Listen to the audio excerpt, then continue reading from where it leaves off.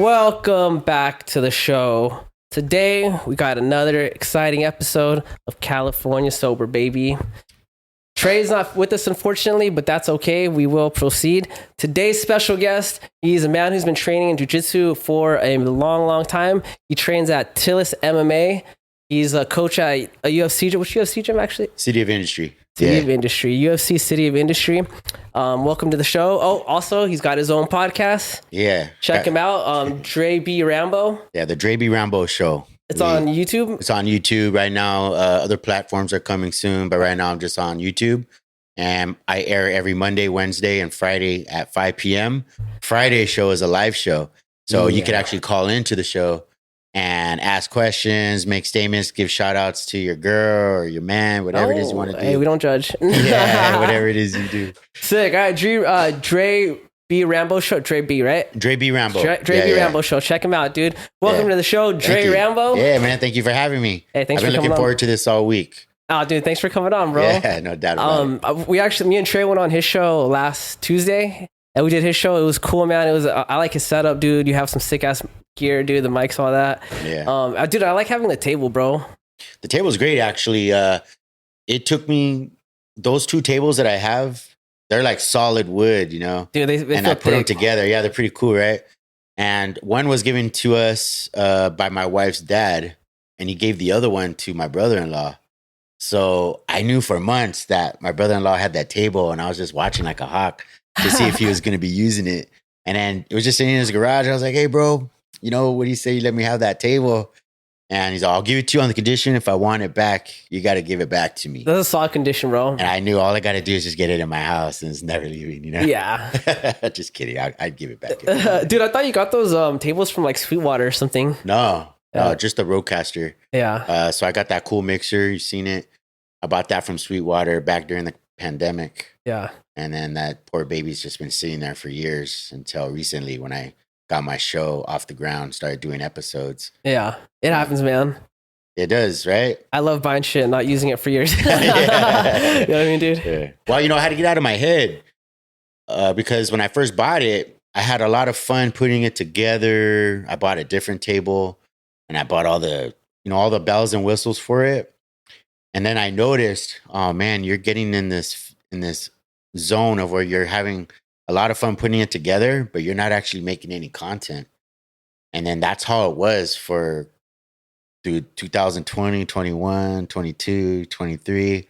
No content, very little until recently. Yeah. So were you still recording though, or like making it, or? I would make stuff here and there. Uh-huh. Like I wanted to start making some episodes on the UFC. And then so I learned how to clip clips and stuff. But then I kept getting in trouble from YouTube for copyright. Oh, yeah, dude. Especially UFC, bro. They go hard on that shit. Yeah, Dana won't let anybody use the clips. Bitch, Dana, I'm just kidding, Dana. Yeah, I know. Watch my podcast. Yeah, Dana, watch me too. No, bro, I had something similar happen too. Is I posted a fight, but it was for I think it was Yotsenklai, and it was like one of his fights it was like a fight he did in Thailand or something. It wasn't even like in one or something, but someone had copyrighted the video, and I know it wasn't Yotsenklai. Right. So it's just because whoever claims it first, unless the actual person disputes it, they get the rights to it. You know, that's how YouTube works. So this fool fucking they hit my video with copyright. Damn. For showing one of his fights, and I was like, motherfucker. Yeah, because you imagine how many great shows there would have been. Yeah. If they were able to incorporate clips. Yeah. And I've seen people do it. I'm not sure how they're doing it. Like I have a buddy who does a podcast and he gets these clips, but he's also at the fights. Yeah. Getting his own footage, I think. So the way the standard or the Fair Use Act works is you can play another video as long as it's like they know it's commentary, you know? So one of the things I noticed is if you do a full screen, then it's a higher chance of them like copywriting it. But if you do it like a smaller screen and then you're like in the background or whatever, you know? Yeah. Or right next to it, it's like every time I changed it to doing it that way because I noticed that people were doing it that way. And now they've been cool with it, you know? Are you doing anything like that? Yeah. Like cutting clips and stuff? Yeah, now I am. Okay. Yeah. After I found out about this, dude, because they fucking straight up made me cut that whole part out of the video. It sucked. Yeah. Yeah, I don't want to have to deal with that. I want to just do a straight show and have to worry about cutting things out. I did a podcast recently where I'm not going to put out who it was or anything like that, but I did this podcast where the guy didn't like something I had said. Something, it wasn't personal, but he just didn't want to get in trouble. with his old lady. And he's like, hey, man, do you mind cutting that out? Yeah. And it's like, oh, man, because I hate having to do all the editing. You know, I want to just put out a full, long format, no cuts. But he's a buddy, so I had to take it out. But I try to avoid that kind of stuff. For sure, dude. No, I get it. That's kind of like one of the reasons I do it in posts like this is because if I do, I can cut it out and then just change camera angles when I do that cut, you know? So make it flow naturally, dude. Right. But I mean, ultimately, bro, if anyone asks me to take anything out, I'll do it because I'm not trying to like fuck your life up, you know? Yeah, exactly. Yeah. He was worried that his girl was going to get pissed off about something I said where she's real jealous and stuff. So, yeah. You know, trying to save a homie's life, you know? Yeah, exactly. I bet, dude. Just want to put that on vibrate. Nah, it's all good, bro. Yeah, dude. So, I want to get into the podcasting stuff, but before that, I want to take it to the beginning, bro. So, I mean, I'm kind of interested to know what got you into jiu-jitsu, dude. Oh, shoot, man. Were you in the military or something? No. I wanted to go to the military. And what I actually dropped out of high school after my freshman year because I was going to enter into the Army. Yeah. And like a few weeks before I went to take the physical, somebody passed me a joint. I smoked the joint and I called the recruiter. I was like, hey, man, I smoked weed. He's like, shit.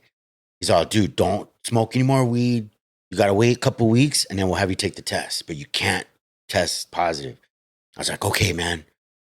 Like as soon as I hung up the phone, I was already puffing on a joint. You know, I got hooked to weed real quick. Yeah. And so I never went because 25 years later, I was still smoking weed. That's the power of marijuana, bro. Yeah, dude. That's why they want stoners in fucking the military, bro. You know? It probably saved my life, man. I mean, who knows? I probably would have ended up. Saved someone else's life, bro. Yeah, exactly. Our lives were saved off that joint. Who knows where my life would have been? Actually, there's been a lot of twists and turns in my life where it's like, man, my life could have been totally different. Yeah. Like, imagine if I would have finished high school. Yeah. And went on to college like I was on track to do. Bill Nye the Science Guy, dude. Yeah, exactly. Okay, so you drop out of high school, you try to join the military, that doesn't work out. So I mean, over the next 15 years, I was embarking on different types of martial arts. What'd you start with? Kickboxing. Sick. So I started with Steve Rodarty out in Whittier. He had a gym. His gym now is in Santa Fe Springs. But I started with him. I was 15 years old, and my parents were trying to get me. You know, the military thing fell through. No, maybe actually this was before that, where my parents bought me like some private lessons from Steve Rodarty. Took a few private lessons, and then started doing kickboxing at his gym, which was in Whittier. Then I moved on to George Valdez, who was also a kickboxing coach. Did a couple of smokers. Moved on to other things like Lima Lama Noko Oi, which is, they call it Hawaiian street fighting, but I didn't really care for it too much. And not to knock the sport itself or put it down, but the instructor, you know, promoted me to purple belt after a couple months. And they had some black belts come up from Mexico. And I just remember kicking the crap out of them. And I remember thinking, I got promoted to purple belt after that. And I remember thinking like, damn, I got no training.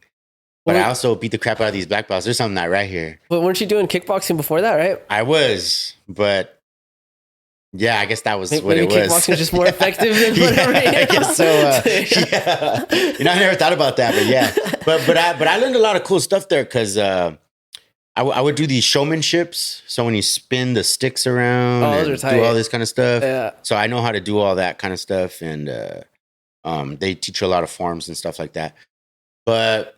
It wasn't until way later in life, I was 38 years old when I started jiu-jitsu, like for real started it. And I was just like in a bad place. You know, it was the pandemic. I had a young kid, a young daughter. And man, everything just from having another kid at, I don't know, 34 years old or something like that. Just, it was just a lot. And I just, I needed something. And then I saw the first time I saw jiu-jitsu was that dude, Hoist Gracie, when he fought Dan Severn in the UFC. Yeah. Great match. Damn. That was back then. Yeah, it was back in when the was days. That, like early 2000s or something? Like like late 90s or, yeah, exactly. Maybe early 2000s. And I remember thinking like, damn, jiu-jitsu's it. Yeah. But there was no gyms around. Yeah. Like they were all far, like by the beach. Like people who had money. And of course, I didn't have a car or money. And it wasn't until 38 years old, man. I started off with the Gracie Baja and trained for a couple of months.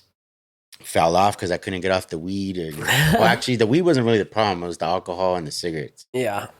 Cigarettes will fuck you in martial arts, dude. Yeah. I mean, if you're smoking cigarettes, man, forget it. Like, you're wasting your time. Yeah, for sure. Yeah. You're like one round. That's it, dude. Yeah. Yeah. If that. Yeah. You do a minute, dude, and you're going to be huffing and puffing, especially for something like jiu-jitsu or kickboxing. Yeah. Forget it, man. You can't be doing cigarettes and drinking every day and expect to have progress. No, it's very slow. It's very slow, yeah. Especially when you're my age. I'm 45 now, and I compete. I haven't competed lately, but I mean, I handle in the gym still at 45. There's old guys like me that can still put it down with the youngsters, you know. But I couldn't do it if I was smoking cigarettes. No way, it wouldn't happen. But as soon as I found Tillis MMA, I actually was gonna quit after my first month. But my instructor, Noah Tillis, swiped my card and ran another month. Yeah, boy. And I was like, shit, man. I didn't want to do it. I was going to quit this week. I didn't want to pay another month. So I was like, fuck it. I might as well go another month. And I did. Never stopped. Been doing it ever since. Yeah, Tillis is tight, bro. Pena just fought on Saturday. Chris? Yeah. Yeah. I heard he won and he did well. Yeah, well, I didn't get a chance to see it. But I think he got the L, but I think everyone was saying that he lost. Yeah, he lost, but I'm seeing people say it was a bad decision. You know? Oh, what? Yeah. Oh, that's a bummer. I know, but dude, Pena is a savage, bro. Yeah, that fool's a dog, bro. He has like no quit, bro. Exactly, and I've trained with that dude jiu-jitsu a few times. He trains jiu-jitsu too. Yeah. Did you go to the fight? Nah, dude. I wish I did. So like, I had two friends fighting. I didn't go to either of their fights. Dude. Is that right? My homie Julio was fighting in San Diego at the Saquon Casino for WCK. Yeah. And then Pena was fighting for Lights Out in Long Beach, right? Yeah, Long Beach, right. And I was like, fuck, dude, I'm super tight with Pena, dude. I love him, dude. But then it's like, I still train with Julio. I'm still on his team, you know? Yeah. So I was like, dude, it's like, I have to go to Julio. So you went to that one? Yeah, huh? Did you go to Julio's? Well, here's the thing, dude. I got my ticket, but because it's at the Saquon Casino, I was like, yo, I'm gonna need a ride because I'm gonna not, there's no way I'm not gonna drink, you know? I know me, dude. I'm gonna drink, and that's a far drive, dude. It's a 2-hour drive. Yeah. I couldn't get a ride, bro. And so on Saturday, I was like, look, if by 4:00 I can't get a ride, then I'm just gonna someone was hitting me up for a ticket. So I was like, I'm just gonna give it to him because there's everyone to drive. And you know? That's cool. Yeah, so literally at like 3:50, I couldn't get a ride. And wait, they were willing to drive themselves, but not you? Well, why would he take me? He doesn't have a ticket. Oh, he couldn't get another ticket. Yeah, he said he was just going to drive and see if they had him at the door. I don't even know because that was a pretty big event, you know? Yeah. They had a bunch of big people fighting. But anyway, so maybe they would have tickets at the door, but I just was like, I'm just going to give it to him because what am I going to hold on to it if I don't go, you know? Yeah. So at 3:50, I gave it to him, dude. And literally at like 4:15, 2 people hit me up for a ride, dude. They're like, yo, you still need a ride? And I was like, fuck, I just gave my ticket away. Yeah. So, but it's all good, dude. My homie Julio, he did good. He won. Yeah, he won. My homie Drew, he fought for a belt. He got the L, but it's okay, you know? Yeah. That fool, he kind of signed up for it 3 weeks ago, so it's kind of like... There was this other guy I was paying attention to, Eugene Correa. I don't know if you ever seen that guy. I think he fought in Long Beach, too. What's he look like? I want to say he's a flyweight, but I'm not sure. I never actually met him. All right. It's just a guy I seen on there that I was paying attention to. You know, being in this lane, you know, I find myself paying more attention to fighters than I normally would. Yeah. You know, somebody I'm trying to get on the show. But oh, definitely. Yeah, for sure. Yeah, so WCK, they had their event and then Lights Out. Lights Out is tight, bro. I like Lights Out. Have you been there? No. Never? Dude, I like it. It's a cool event. The only thing is if they're watching Lights Out, dude, you guys got to get 2 monitors because they have 1 monitor right now. It's like where they walk out, they have like a projector, right? Yeah. And so when it goes to the ground, you can't see. So you have to look at the camera. Bummer, yeah. But it's like the last time I went, it was behind me. So I had to keep turning around. And then turning around, bro. Yeah. And I was like, yo, this is backbreaking. You know? Well, that's like at Commerce. They have a couple of screens around the side. Yeah, I like that. I try not to watch the screen because I'm like, shit, I want to watch a live show. But yeah, it is helpful to have screens around. Just when they go on the ground, you know? Yeah, especially that. But it's hard to see them on the ground, dude. Well, because they're so high in the air, too, on the stage, you know? Yeah. I like Karate Combat's setup, dude. Seen that? No. It's like a pit. That's what I was just thinking. Like, yeah, you gotta have like bleachers and so people can look down. Yeah. When I was a kid, my dad took me to a boxing match. I mean, this looked like dirty boxing match, something like you'd see in Rocky 1. But I remember it was like that. It was like they were in a pit and like everybody was like on bleachers. So you could see down at the fight. You know, it was great. Yeah, Karate Combat, it's like a fucking like it's dug down, and then they have like the bleachers on top. It's, I've seen that. It's so sick. Is that bro. what it's called? Karate Combat? Karate Combat. Yeah, that's dope. Yeah, it's sick. I like that, man. I like there's mats along the sides of it too, it's padded. right? Yeah, dude. That's sick. That's sick, dude. I started seeing people use it for jujitsu, bro. Oh, is that right? I think that's a good setup for jits, dude. Yeah, hell yeah. So you can fight up against the wall or what? So you don't have to fucking, like reset you and shit, Yeah, exactly.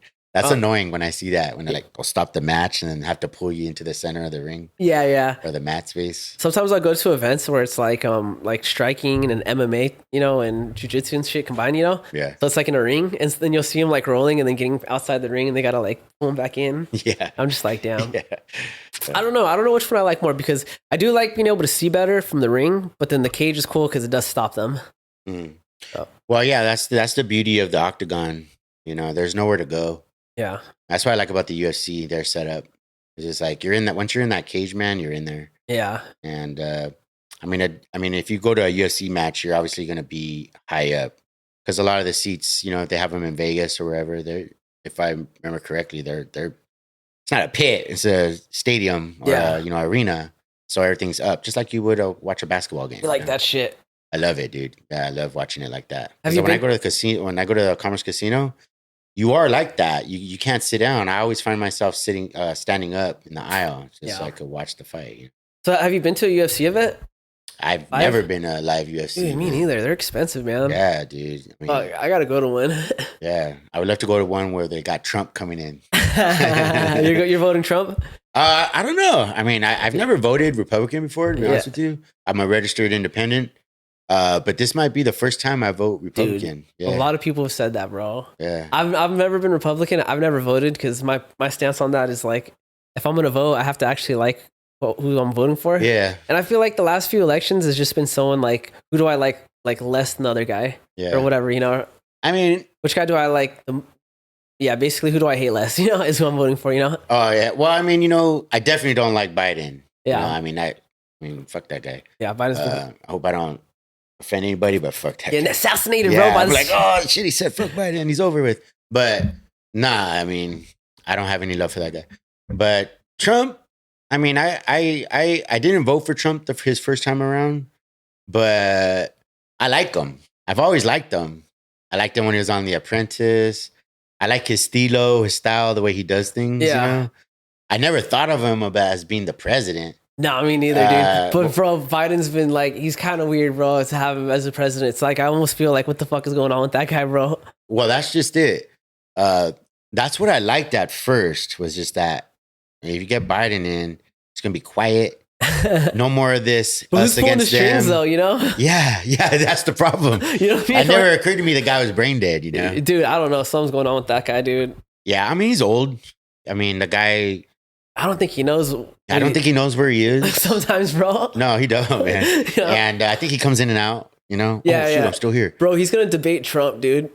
Yeah, I heard that. Dude. Yeah, dude, that's gonna be cool. I would love to see that. I think it's not smart for him because Trump, he'll like, he doesn't even care if he tells the truth, bro. Because he's still lucid too, man. I mean, Trump, he's gonna just say shit and it might not even be true, and he's just gonna drill Biden, bro. Yeah. And I'm interested to see how Biden. I don't think Biden's brain can move fast enough to keep up with whatever the hell Trump's gonna throw at him. Well, dude, that's what you don't know, Dre Rambo. See, you already know the Democratic Party is gonna juice fucking Biden up with some of those like super fucking they got a box of brain syringes. steroids, You're just gonna be sharp as fuck. There's gonna be somebody under the podium sticking him in the leg every 10 minutes. Trying to get him dude, so that he doesn't fall over. Yeah, it's crazy. They're doing a debate, and they're doing it outside of like, it's usually like an organization or something that sets up these debates. They're gonna do it like outside of that. Dude, it'd be cool, man. You set it up, you have the debate going, and you just have commentary.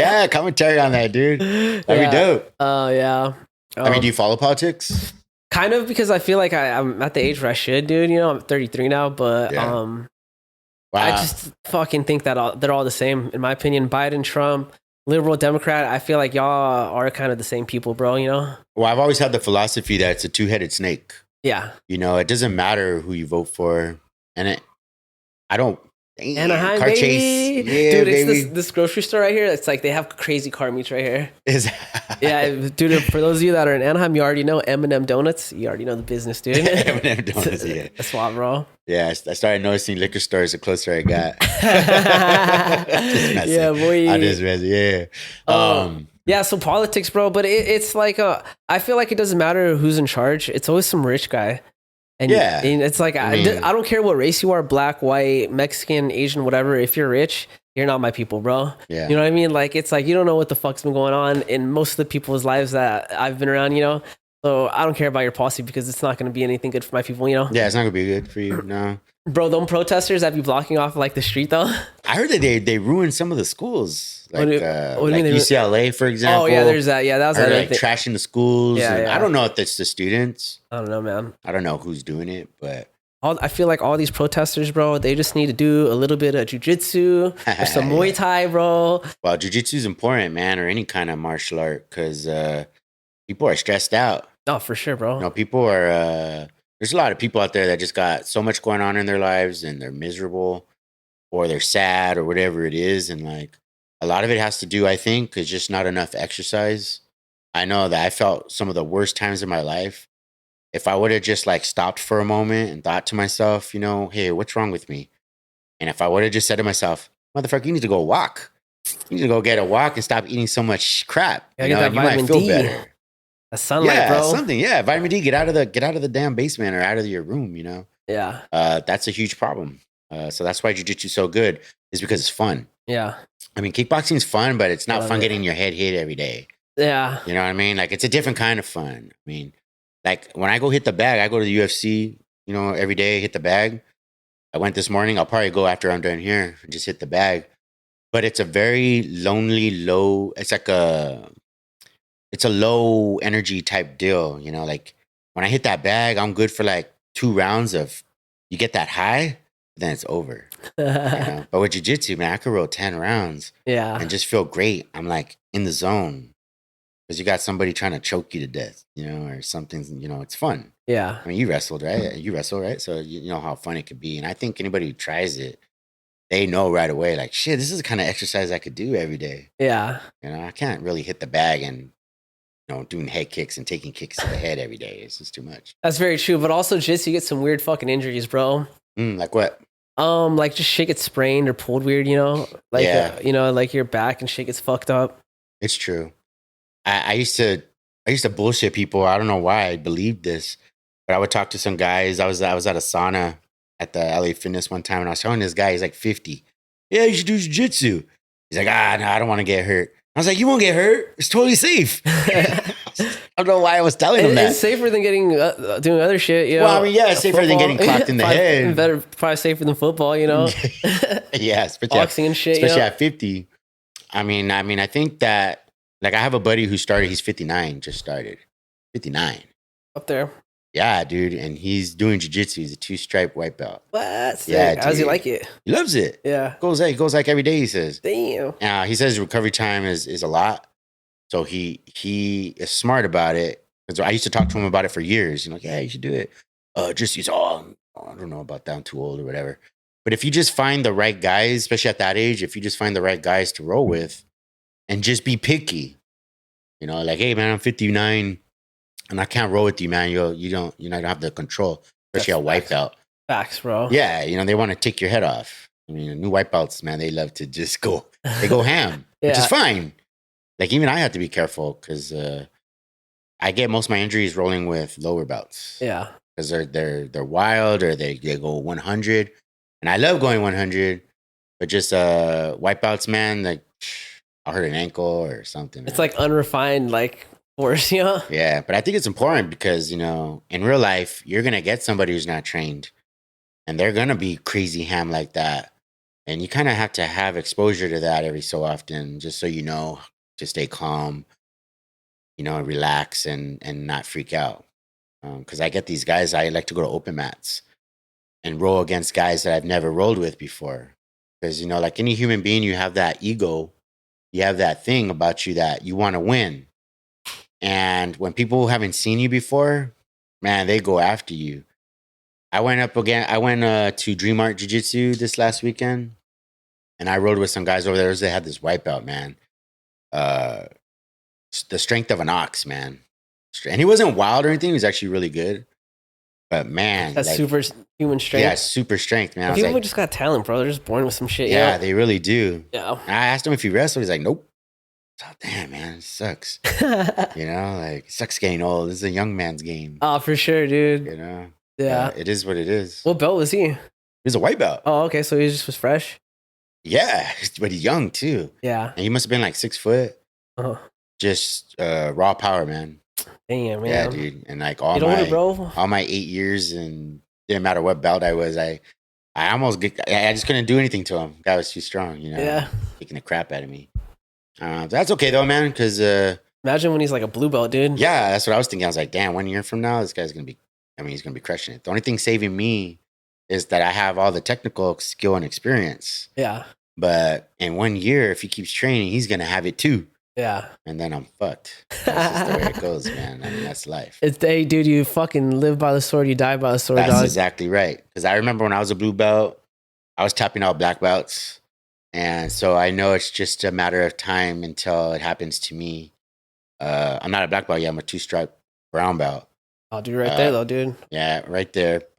And I've never been tapped out by a lower belt, but I know it's coming. You know, it's totally Just putting it out there, bro. Yeah, dude. I mean, we got a purple belt at my gym. I beat him a few times as when he was a blue. When he first came to our gym, I had tapped him a few times. But as the next year went by, it just wasn't the same. I found myself surviving out there. Yeah. He's a purple belt now. He's a lot bigger, younger, faster. He's got everything. Just I have the experience and technical skill. And still hasn't tapped me. But it's coming. It's coming. Every day he tells you. He's got, yeah. He'll even talk shit to me sometimes. You know, yeah. Like, you better get used to this motherfucker. And I'm like, damn, this guy, he wants to kill me. He wants me. Yeah. And he still hasn't got me. I think it upsets him. I don't know. Probably doesn't think about it too much, but pride. Yeah. But it's like, but he don't have to worry because he's the lower belt.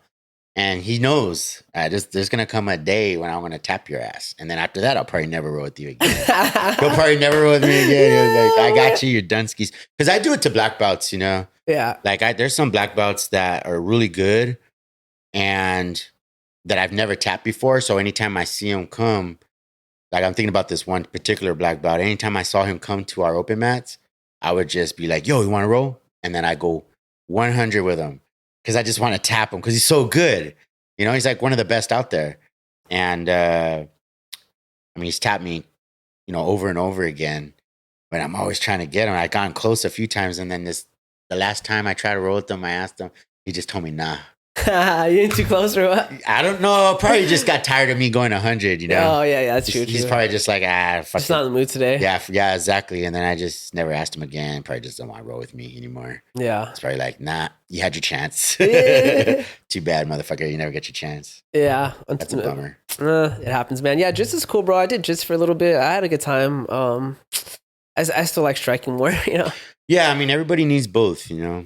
There's something about punching someone. There is, yeah. So primal, you know? That knockout. It's good. Primal. It's vicious too, man, because I've seen some videos where, you know, they're at the kickboxing or boxing class. And it looks like they're going 100, man. Like, fuck, that's sparring right there? I don't want to spar with those guys. Yeah. Like, they're sparring with like MMA gloves or... We're talking about the kickboxing. Regular boxing gloves. Oh, okay, yeah. But I mean, they're trying to murder that other dude. Yeah, sometimes you have those days, bro. Yeah, because like when I spar, I'm doing kiss contact. You know, I'm moving and I'm trying to tag you, but I have control. Like I've been boxing and kickboxing since I was 15, and I've always done it where I could tag you up, but tag you in a way where I call it kiss contact. Mm-hmm. Like I'm tagging you. But I don't have to. I'm not knocking you out. I'm just practicing. Yeah. And I've seen like the Mayweather gym, for example. Damn, those guys over there, they're trying to murder each other. You can need a little bit of both, you know. Yeah, I guess so. Yeah, a little bit of both. Yeah, but don't try to murder all the time, though. Yeah, it's like, you get some serious consequences, bro. I've seen some fighters, bro, that you can tell they're not the same. They just spar hard too many times, you know? Yeah. Like you can see it in their speech and stuff, you know? Yeah. Well, the video I saw was kind of sad because the guy who got tagged up so hard that he toppled over and fell to the ground, he must have been like in his 40s. I mean, he was not a young dude. The guy who knocked his ass out was young. Damn. And didn't even help the dude up or nothing. He just kind of looked at his camera like, yeah. And I was like, damn, your partner just fell to the ground. And you took time out of you took the time to like pose for the camera. Like, yeah, what's up? Without even checking on your boy, you know? Yeah. It's kind of rough, man. Cause you know, you don't have that type of culture in jiu-jitsu. No. Like you choke the dude out, you're like, or like when I knee bar somebody or something, I'm like, hey, is your leg okay? You good? I feel like that's gym dependent though, because even in Muay Thai, like at my gym is like that. If we hurt each other, we feel bad, dude. You know what I mean? If I accidentally like tag someone too hard and they drop or whatever, I'm like, oh shit, my bad, bro. You all right? Yeah. Yeah, definitely. I mean, I think it's culture. Yeah. For sure. But you also got you also got, you know, it's a different type of adrenaline, I think. For striking? Yeah. Maybe. You know, like you're trying to, I don't know, you're trying to win that. Fight or flight response. It's that fight or flight. It's a little different. Yeah. Because like, you know in the back of your mind, I could really get hurt right now. Yeah. In jiu-jitsu, we can go 100%. And I'm never worried about getting hurt. Never. But if I'm kickboxing, man, I'm worried about getting kicked in the face. It's like, you know what I'm saying? I'm worried about that. Yeah, I feel that. It's a little different. All right. So you started doing jits because you had your second daughter, you said, right? So you got 2 kids? No, I didn't start it because of that. I mean, I started doing jiu-jitsu because I was just in bad shape, man. I was just like in a bad place in life. Yeah. So you're drinking all the time, smoking weed? Yeah, you know, I overweight or something, right? When I was 32, man, I decided to go to school because I dropped out of high school after my freshman year, and I was working as a plumber, like a handyman for an apartment complex. And I decided to go to school. I decided I was going to go to law school. So I went to Rio Hondo College, junior college, and then got myself into law school. And right when I got into law school, I got a girl pregnant. Okay. So trying to... Right. College experience, bro. Yeah, I know, right? But if I was smart, I wouldn't have done that. But because law school was very demanding. So in law school, I was also raising a kid. But the whole idea of having a young daughter freaked me out because it's like, you know, it's a little girl, you know, like I didn't trust anybody, you know. I would like, I was a dude. Grandpa was getting too close to the kid, you know, let's keep him away, you know. Okay. But yeah, just bad eating habits, just getting depressed from all the eating bad and all that type of shit. I saw jiu-jitsu as a possibility of getting myself in shape, like get myself out of the funk. And you never done grappling before that? You only did striking? Yeah, only striking. Okay. I thought I knew some shit, but I didn't. I didn't know I didn't, but I didn't. And I just needed a change. And I remember I was like I knew some other guys that did jiu-jitsu. I was trying to get them to train with me, you know, like because I didn't have the money for the gym, you know, but I couldn't get anybody to like train with me. It's just one of those things you gotta do. You know, you just gotta buy a membership, you know. Gotta get the money together, just gotta get it somehow, some way. And finally I did. Finally I prioritized, and on my 38th birthday, I joined jiu-jitsu at Tillis, where I'm at now. And I quit smoking cigarettes that day, quit drinking that day, everything. And then I just started training. And that's a drastic change, bro. It was all at once. Like, damn. And then I'm glad he ran my credit card again, because I probably would have went right back to drinking. So you didn't drink that entire month that you were training? I didn't drink for the next 5 years. Whoa. Yeah. At all? At all. From that day forward? Yeah. Damn. My 38th birthday. Fucking committed, bro. Yeah. Yeah, I went all out for that. But I got good fast. I still smoked weed, though. I would smoke weed and just go to class. And I wouldn't really talk to people. I would say hi, like, what's up? I was friendly. But I was always in my head. I was always high. Yeah. But it was kind of a great good when you're thing. high, though, dude. Yeah. Like, I learned so much and I absorbed so much because I was high. Yeah. Like, I was not concerned with anything else other than what he was showing me. I was in the zone. Yeah, and you're creative. So I got good fast. Yeah. Like, I was like just handling, did like 9-10 tournaments as a white belt. I was competing a lot. I was getting good. I was tapping out higher bouts. I just got good fast.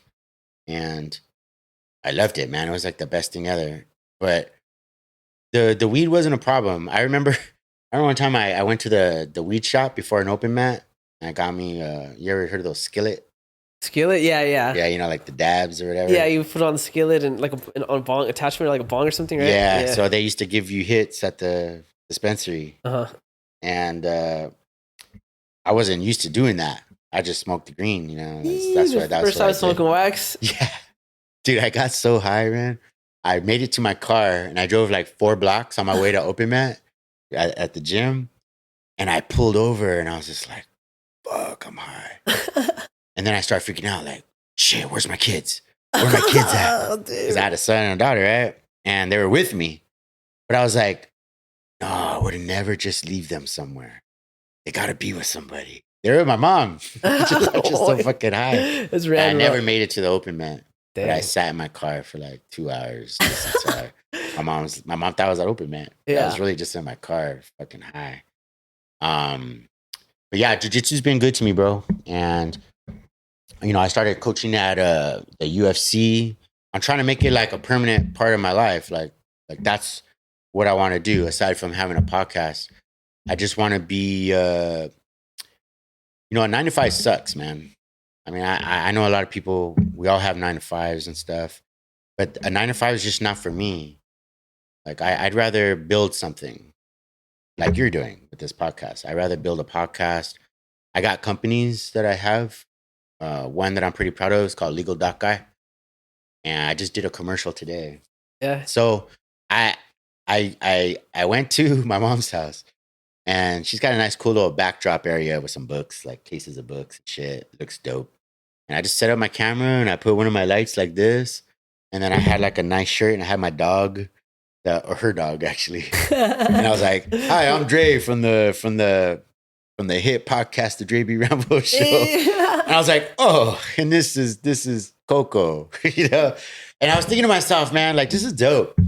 Like when I was like drinking all the time and just like being a waster, I never took the time to do stuff. Like actually to be creative. Yeah, to be creative. The thoughts and the ideas were always up here, but never take any action. Yeah. Because I would just be like, shit, well, I got $5. I might as well just go buy me a 40 and just piss off the rest of the day, you know? You mentioned that term before. Would you call it a time waster or a waster? Waster, yeah. Yeah, just a waster. Yeah, when'd you come up with that term, dude? Being a waster? Yeah. I don't know where I came up with that. I think I must have heard it somewhere. Like I thought maybe, that was something your mom would yell at you or something when you first told me that. Man. Like I started saying that maybe a couple years ago. I must have saw it like on a British show or something. You know what I mean? Like the Brits kind of talk that way. Okay. Right, the guy's a waster. You know what I mean? And I think I just adopted it. It's a wee bit of a waster, mate. It's a bit of a waster, mate. Yeah. And but that's what but it was a perfect term because it's like, yeah, that's exactly what you're doing. You know, drinking 24/7. I have nothing against people drinking. Just me drinking. It's just that's all I did. It was 24/7, like just wasting time. That's the thing. You're wasting time. Get drunk while you go do productive shit, man. Yeah, I can't do that. If you could do that, God bless you, man. Yeah. You know, like good for you. Like I couldn't do that. Like I could not focus. In reality, I couldn't even really focus smoking weed. But I did get through my first couple of years of law school. Just actually all of law school. On weed. Weed and drinking. There you go. All through law school, man. That's an achievement, it's not bro. a good idea, man. Well, no, I never passed the bar. I graduated law school, but I never passed the bar. Oh, is the bar super hard or what? Super hard, man. Damn. Took it 8 times, bro. Whoa. 8 times, man. It's a 2-day test. Takes 8-hour days, 2 8-hour days. Damn, that's crazy. And I just could not, I wasn't able to pass it. I passed what's called the baby bar. That's a 1-day exam. So it's 8 hours exam. And the night before, I stayed at a hotel in Pasadena and I drank until 4 a.m. I had this test I got to take. And if you don't pass it, you can't continue with school. And that's how much of an addict I was because I put everything on the line and drank till 4 a.m. just so I could drink and bullshit at the pool with some chick, you know, until 4 a.m. Did you get it in? Nah. Damn. Nah. I failed it. You failed too? But it didn't matter because, no, I passed the exam. Oh, you passed the exam? I passed the exam. Oh, dude, I passed barely. All right. I passed by like a hair. But then you didn't pass the second one? Yeah, I didn't pass the actual bar exam, which But at the end of the day, the alcohol got in the way, and it gets away of a lot of stuff because there's so many like missed opportunities that I had. I could have been. I mean, it's just me just blowing my own horn, But I could have been one of the best kickboxers in the world, I or could a have lawyer, been, or a lawyer, or a lawyer. That's the best. That's the best kickboxer in the world. Yeah, I could have been. I could have been the best attorney. Like I could have had so many things I could have done with my life, but I chose alcohol and drugs. And that's part of what my podcast is about. Is about trying to inspire people to have positive change in their lives. Because there's a lot of people who, like me, I would imagine, there's a lot of. I can't be the only one who thought at like age 25, age 30, life is over. It's too late. It's too late. You're a loser. Yeah, you're a waster, bro. You're a waster. Yeah, you're a waster. You're 22 years old. I used to tell my shit at 22 years old that I was a fucking waster, Like I went to junior college the first time, my first attempt at going to junior college, 22 years old, 21 maybe, telling myself that, I was like, you're too old. And that's stupid. Fucking 45, it takes me 38 years old to realize that I could fucking do some shit. Yeah. 34 years old when I went to college finally. But something changed in me, and it's continued until today, where I started telling myself, no, you could do anything. You could do anything you fucking want. I would just start telling myself. So when I went to Rio Hondo College, I would tell anybody who would listen to me that I was going to law school. And people would be like, this guy's going to law school. I know this fucking guy. That guy's a fucking bum. Because people knew me. Yeah. I would tell my friends, going to law school. But I would tell anybody, yeah, I'm going to law school, man. I got 3 more semesters to go. I'm going to go to law school. 2 more semesters, 1 more semester. And that worked for me because a lot of people will tell you, don't tell no one what you're trying to do. There's that philosophy out there. Never tell anybody your goals because they'll shit on them. I have a different philosophy. I say tell everybody your goals and let them shit on you, but still maintain that drive in your mind that you're going to do it. Cause you got to get past that. Yeah. Because that's part of what kept me from doing the podcast all those years, worrying about what other people thought. But you got to get past that. You can't let other people dictate your fucking life. People, bro. Yeah, fuck them. Like if you don't like my podcast, fine, as long as you watch. Fuck you. Yeah. but still watch though, dog. Yeah, but still watch. No, I appreciate the thumbs down because I get them. Yeah. People thumb down my shit or whatever. And I just say thank you for watching. Someone made a comment. This dude made a comment. I don't know. I'm assuming it was a guy. Something about my shit being whack or whatever. Oh, the guy, he made a comment about one of my guests talking a whole lot of nothing about nothing on this shit. And I thought to myself, I just responded with, thanks for watching, man. Yeah. Thank you. Because I rather you comment and tell me my shit's whack than not even think anything about it. Yeah, you're like, feed that algorithm, bitch. Yeah, feed that algorithm. Yeah, so you can't. A lot of people worry about that, and you gotta take it. the criticism too, though, because even though it's like fuck you, but it's also like they might have a point. You know what I mean? Yeah, they might have a fucking point because like, I did watch it, and I was like, yeah, I kind of see what you're saying. It might not be because of the guest, but maybe it's like, all right, maybe I should have done a better job at directing the conversation towards something. Yeah. I have a problem with that, dude. Is directing the conversation. I can't just let people say whatever they want, bro. Well, it's difficult, especially when you never met somebody before. Yeah. Because I've had guests that I never met before. I know nothing about other than what I've seen on their page. Uh-huh. And sometimes I prepare, sometimes I don't prepare at all. And I've done some where I didn't prepare at all, but they were great shows, man. I got a lot of positive feedback. And there's others where I prepared, and it's like, I didn't get a lot of positive feedback, or I didn't get anything. Yeah, it's kind of hit or miss, man. It is. It's about chemistry is the number one, I think. It is. Like between the guests and you know? And it's tough to, imagine trying to create a relationship out of thin air, Yeah. I know. That's why I try to talk to people a little bit before, Yeah. Normally I'll be smoking and drinking, and that's such a great fucking icebreaker. You know what I mean? Yeah. You already feel like if you drink and smoke, we're already homies. Yeah, if you could have one, how many beers do you normally have when you do that? I'll just like 3, dude. Okay. I'm not gonna get drunk, dude. 3, 4, Yeah. It's just more of like the social aspect of it, and then just that nice little buzz. So sometimes we'll take shots and stuff, but I try not to do that anymore because I really want the show to be like. Yeah. Well, I did a couple of shows, and they started off really good, but because of my problem, it was just one beer after the other, after the other, after the other. And then it just, and my wife used to always tell me, she's like, damn, you just put down like 4 beers. It's only been an hour. Like, slow the fuck down. Yeah. But you can't slow down. You're just talking about bullshit and stuff. Yeah, like slurring, like not even in the room, you know? Like she would always tell me to be present. And I'm like, what are you talking about? I know what everybody's saying. Like, I'm not. She's like, nah, fool. You're like, I mean, some people like that shit, bro, but a lot of people don't. A lot of people, like, I feel like when they watch podcasts, it's like they either want a subject and they want it to be to go back to that subject, you know, or like the guests that are interested in that person's life, you know what I mean?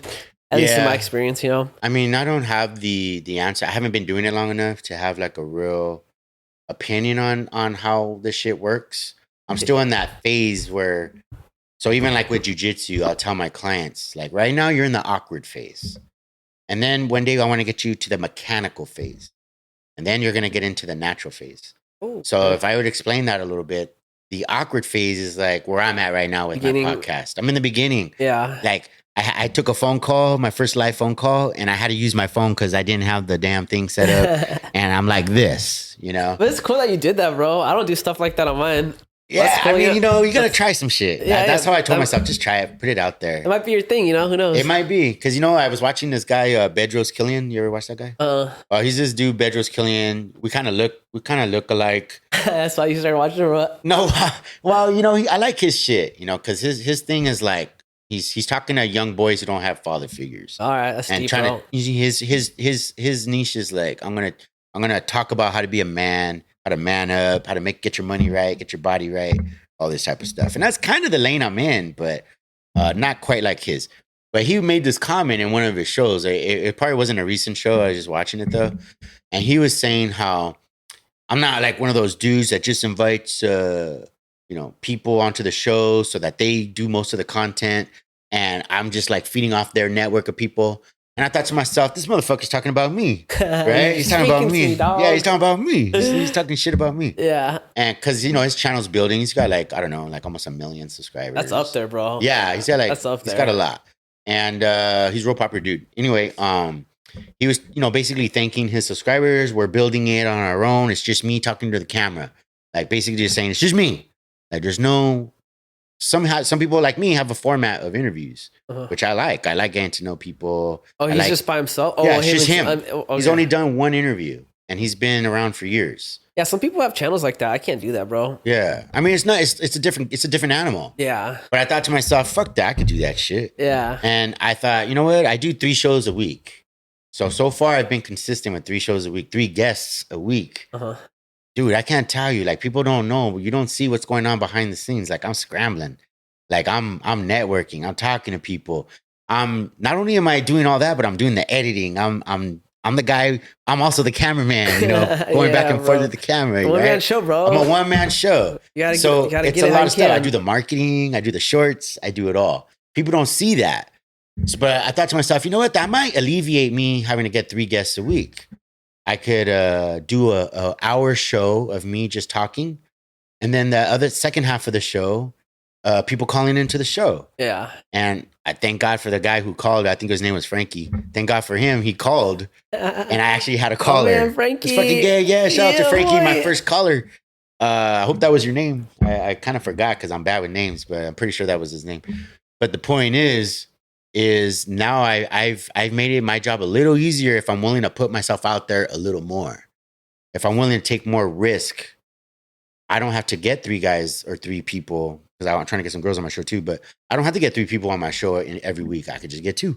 Yeah. And then I only have to rely on myself because who's the person you can rely on the most? Yep, you got to have your own back, bro. You got to have your own back, man. Because, you got to bet on yourself, if dog. you can't be loyal to yourself or committed to yourself in whatever you're doing. I will bet on myself 100% of the time, bro. Yeah.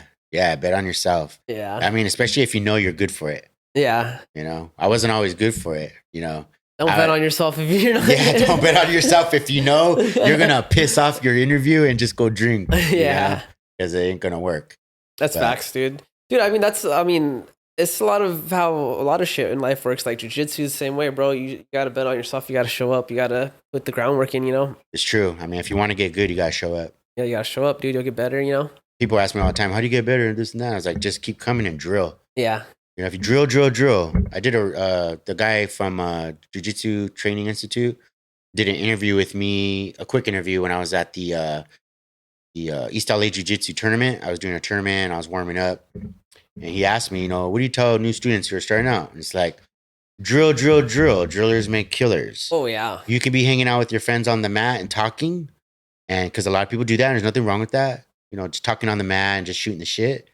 But if you want to get good, you got to drill. Yeah, you got to get in there. Same thing with you and your podcast. If you want to get good, you got to do it all the time, consistently. Bro, that's what martial arts has taught me for real, bro. Because even when I was the same way when I first started my podcast, bro, it was like, fuck, bro, so much to do and all this shit. It seemed overwhelming, but I was like, bro, just keep doing it. Eventually it's going to be like second nature, So much to do, like in the gym, you mean? Or like with life? Well, no, I meant when I first started my podcast, Oh, but it just was like with the gym, dude. When I first started doing Muay Thai, I felt the same way. I felt overwhelmed because it's like, I came from like Taekwondo, so I never really like used my hands or elbows or knees or none of that shit. So I'm like, fuck, I don't know how to punch, elbow, kick, clench, bro. I was like, fuck, but I just showed up every day, bro. Yeah. And the same thing with the podcast, the same thing with anything in life, bro. Every day, dude. Be humble. Yeah, that's key. Don't think you're too good for anything, Yeah, exactly. I think it's healthy to have, like my wife, she has this healthy, call that your, mindset. No, when you're not humble, what are you? Humility. She's got this healthy opinion about herself. Okay. But a lot of people sometimes they think she's cocky, but she's not. She's just confident. Like confident. Yeah. She has this healthy confidence about herself, and I love that about her because that's how you got to be. It's good to be humble, but you also have to like have like this belief in yourself. Yeah. The belief in your shit. Back to the bet on yourself, bro. Yeah. You gotta be humble, but you also gotta bet on yourself, dog. Yeah. Yeah. Absolutely, man. Because it's one thing to be humble, but it's another thing to be like, yeah, I'm not that good. Even though in the back of your mind you're like, man, I'm fucking good. Just say it. Yeah. If you think you're good, like I'm not the best in the world at jiu-jitsu, but I know and believe like I can keep up with the best of them. I've been doing it long enough. I have enough technical skill and training and cardio and confidence in my skill that I don't care who you are, I'm going to give you a match. Yeah. You know what I mean? For sure. And what I mean by that is not to impress you, but to impress upon you that having a healthy attitude about yourself is important. Because if you don't, you may not, because I didn't always, I wouldn't even like start a podcast. I didn't even do it. So back to what I was talking about before is when I was in before I got to law school and I was telling people that I was going to go to law school, I figured something out that you can literally do anything you want. Like over the years, I've learned like there's nothing that aside from flying off of a 10-story building, there's really not much within reason that a human being is not capable of. Like I'm a fucking nobody, but has figured out that you can do anything. Like there's, if you ever like been to like multi-level marketing, MLMs, you know, people, I took those. You know what I'm saying? Like I've done quite a few of those in my life, and I can never understand like going. It took me a while to figure out because I would go to these like annual things where they have them in Vegas or whatever. Like, damn, I paid $100 just to come hear some guy talk to me about how you got to change this and change that. And I'll be like, dude, I wanted to learn like how to fill out the forms for people. And I wanted to learn how to use the website. And then it clicked finally. It's like, no, motherfucker, you need to change you. If you change yourself, like actually make improvements on who you are, like character development, like certain things, that's where the growth comes from. And then everything else just kind of falls into place. Like putting a podcast together, like this setup you have here, which is amazing. Like you had to have like the confidence and the resolve to actually invest money into it. Yeah. Because you could have invested your money in other shit. Like me, it would have been beer. So wait, so you went to those MLM retreats to learn how to do MLM? Yeah, dude. That's great, bro. I mean, a lot of times I wasted my fucking time. Bro, my homie, he got in deep into one of those. Oh, yeah? How deep did he get? Dude, like people cut him off and stuff because he was acting crazy, bro. Yeah, dude. Have you heard of, what's that one? It's like an insurance one for life insurance. Transamerica. PLM? No, it's basically. Oh, Primerica. Yeah, PLM, I think, or P. I know one in Primerica. they would only do term life insurance. That type of I shit? don't know, dude. It's like a famous guy's like health insurance, bro. I can't remember his name, but he's got a podcast too. It's kind of funny, Oh, dude. it's health insurance. It's a Or life, life insurance. insurance. Yeah, Yeah, it's yeah, life yeah, insurance. yeah. But Yeah, anyways, it was like it's basically like something you would only sell to old people in the first place, you know? I know there's one guy, Ed Milet. Who, Ed Milet. And he fell into. Oh no, that's not Ed Matt. It's I can't remember. Patrick Bet David. Patrick Bet David. That guy. Yeah. Wasn't it like what's it called? Transamerica, right? Is it Transamerica? Yeah. Yeah, dude. He went into that deep, bro. He got his story is fucked up, bro. Actually, I think it's Transamerica. Don't get me wrong. I don't remember the name. I thought it was like PLP or PLM or some shit. But yeah, he's in life insurance. Yeah. Dude, so my homie got into that, right? He was married, had a kid with this chick, right? Dude, everyone cuts him off because he keeps trying to sell this shit to us, and we keep trying to tell him like, yo, this is like a pyramid scheme. And he gets mad at us, bro. He's arguing with us. So we're just like, we can't fuck with this fool anymore because he's too far gone, you know? Yeah. Like maybe he'll come back one day, maybe not, but he's too far gone, you know? He drank the juice, bro. Like he would show up to work in the suits and thought he was like about that life. You know, I was like, you're just scamming. Anyways, long story short, his fucking wife, bro. Like he gets his homie a job at his spot. He like moves all the way up the ladder. He's like one of the main guys at his office, you know? Yeah. His homie starts clapping his baby mama, bro. His wife, bro, on the side, dude. And then he finds out, bro, and his wife. So him and his wife started together. So they were both like running in that office. Yeah. And like he finds out and he freaks out on this dude. And so fucking HR gets involved and they basically say he can't come back. Wow. Creating like an aggressive work environment. Yeah. So his lady becomes the fucking new higher up and she brings up the fucking new guy now, bro. What? Yeah, and then they bounce him out, bro. Damn, what a story. Fucking crazy, huh? Yeah, that sucks. Dude. Sucks for him, man. He drank the sauce, bro. Sorry, bro. You just talked about MLM. And yeah, I mean, now, anyways, bro. Now I feel sad for homeboy, man. Really take a minute to pray for the guy. Hope he's still around. He's doing good, bro. He's on his pimp shit now, dude. I don't think he's in a serious relationship right now. He's just fucking bitches. Well, something like that'll fuck you for life, you know. He got fucked. I think he's doing better, bro. I'm gonna hit him up actually, though. Yeah, you should call your friends, man. It was like a year ago, so yeah.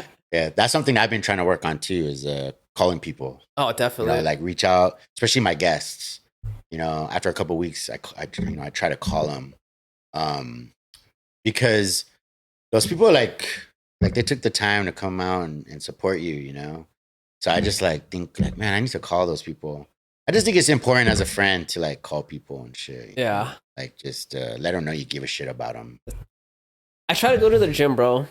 When I meet people, I try to go to the gym and train with them. You know, I try to do it before or after, but I try to do it before so we can hang out a little bit, you know? Yeah. But at least I try to go after just to be like, we're homies now, you know? Yeah. But I've met some cool people, bro. Like, honestly, I've met some real cool people on the podcast that I'm like, dude, I could be homies with you, you know? Yeah, hell yeah. Yeah, absolutely, man. Oh. Podcasting is fun because you're going to meet so many people over the next years, the years that you're doing it. You know, imagine doing I do 2 a week now. So I meet 2 different people every week. You know, naturally you're gonna hit it off with some more than others. Yeah, maybe one day I'll train at Tillis, dude. Just check it out. You'll love it, man. Yeah. A lot of people quit their gyms and come to us. Yeah, I can come to the gym I go to. It's just such a laid back environment. Everybody loves it. Yeah, you guys have been putting some fights on too lately. This year I've been noticing a lot of people from Tillis. Yeah. At events. Maybe I just noticed it now because my homie trains there. I don't know. Yeah, which one? Oh, Chris? Pena, yeah. Yeah. He's cool. And then I met Quentin. I don't know if you know Quentin. Yeah, cool. He reached out to me today. I'm trying to get him out here. I think he is able to come on next Tuesday. Like he's a cool dude. Yeah, he's a real cool dude. I don't know him well enough. I don't know him well. I mean, but I like to get to know him. He's a real cool dude. Yeah. For the little bit that I do know him. Have you trained with him before? Or I've never wrestled with him or anything, but he's been in the classes. He's wrestled with my wife. I see him wrestle with a lot of dudes, but we're kind of.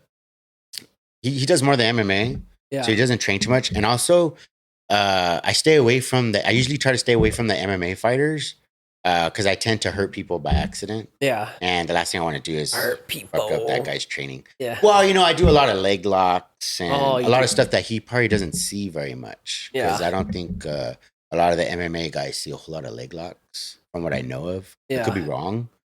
Something I definitely would ask him about.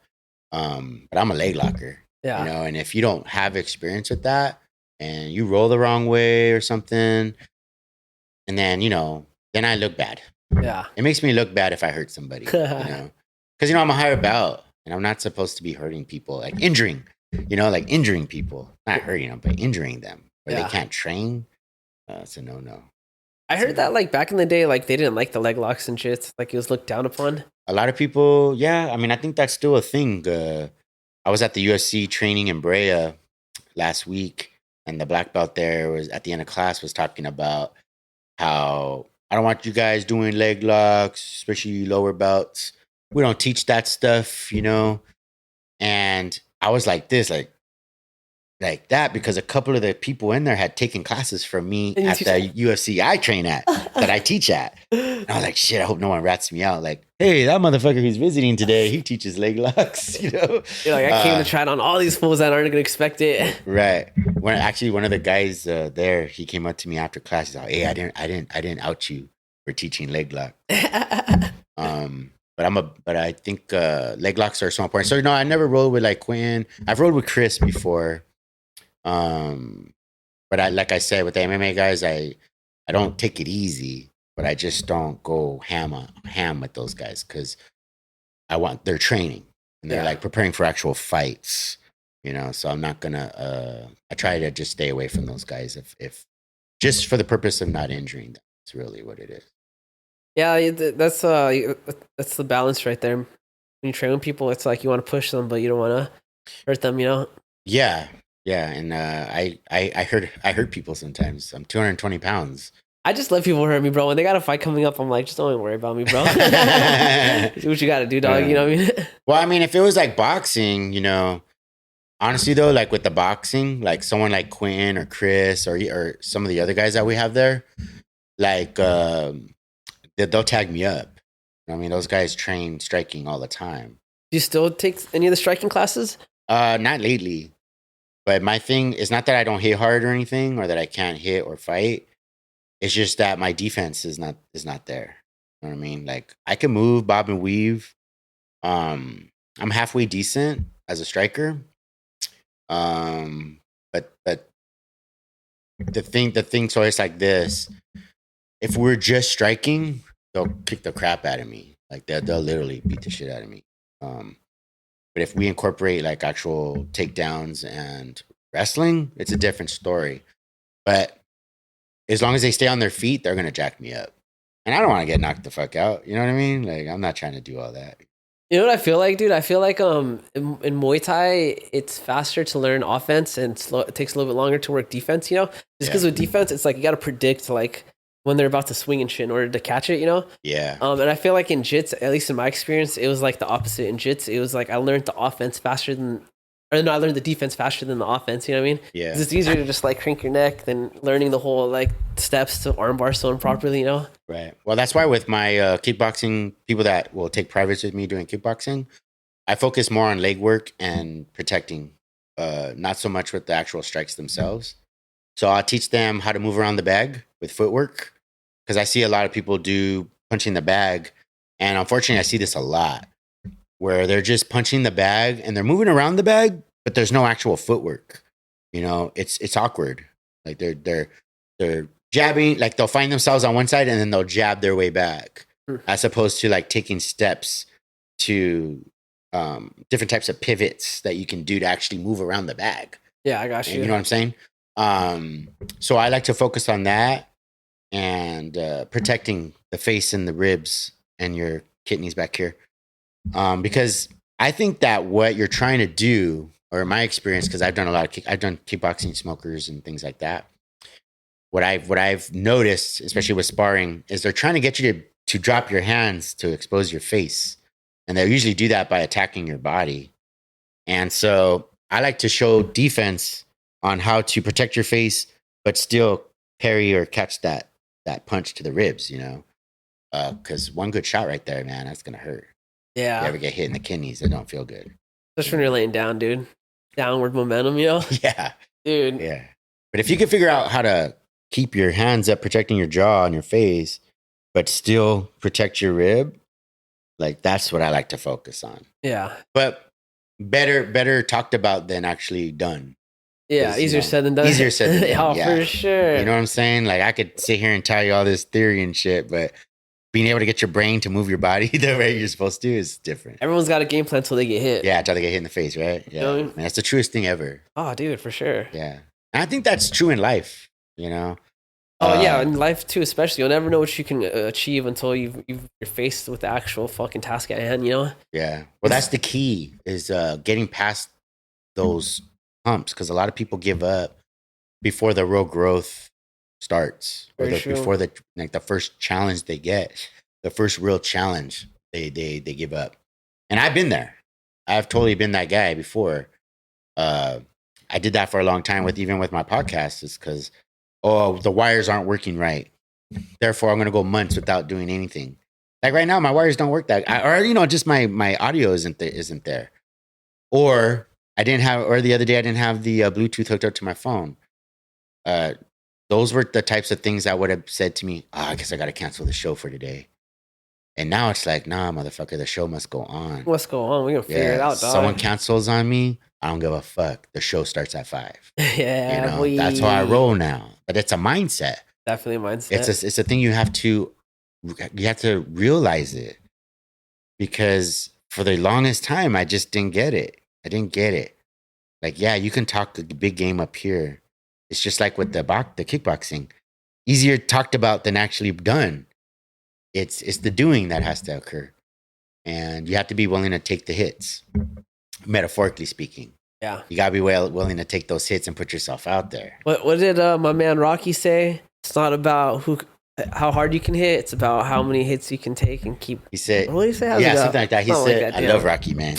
He said, it's not about how many times you can get hit. It's how many times you can get hit and still keep moving forward, or something like that. Something like that. Some shit like my that. My man Rocky, dude. Yeah, he's spin facts, bro. Dude, Sylvester Stallone's one of the baddest dudes. His real story, like his actual story, is dope. What's his story? I know he did porn for a little bit, right? I mean, I think he did a couple. And they do have a documentary finally about the fucking dude. Yeah, because he's amazing. I'll check it out, dude. But even before that documentary came out, I knew that he had lived out of his car. I knew that he had sold his dog because he needed money or some shit. And then ended up, he wrote the script to Rocky. They wanted to give him like $75,000 to take it, but they didn't want him to be the actor. But he's like, fuck you, I'm Rocky. You know, like he stayed true to himself, paid off big.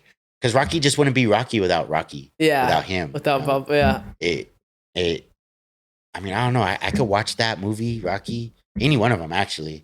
Especially the older ones. And just get going back in the gym. If you're ever like in a slump and you just haven't been fighting for a while, go watch a Rocky movie. You will be fucking in the gym that day. Like if you're not motivated, I mean, fuck motivation. But if you need motivation for that day, go watch a Rocky movie. I'm motivated to go watch Rocky after this full leaves, bro. Yeah. That's how I am for this Rocky movie. Hell bro. Yeah, dude. I love Rocky. Yeah. I mean, the guy, the rogue dude, Sylvester Stallone, he just has an attitude. Like his whole thing is like, I'm gonna overcome any challenge, and that's key. I mean, that's what it is. It's overcoming the challenges. You gotta overcome the challenges because life's boring if you don't. It's gonna suck. Yeah, you're just gonna live a mellow life, dude. Everything's gonna be on medium, or worse, it'll be on low. It'll be on low. Yeah, you know, like your resolution will be so low. Yeah, and no one's happy down there.